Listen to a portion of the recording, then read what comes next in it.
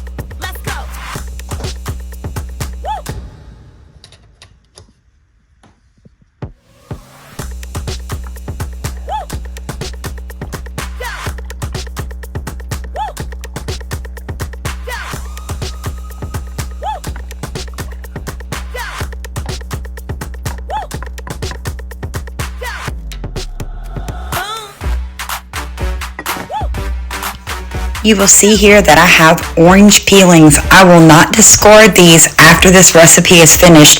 I will be using them in a second recipe.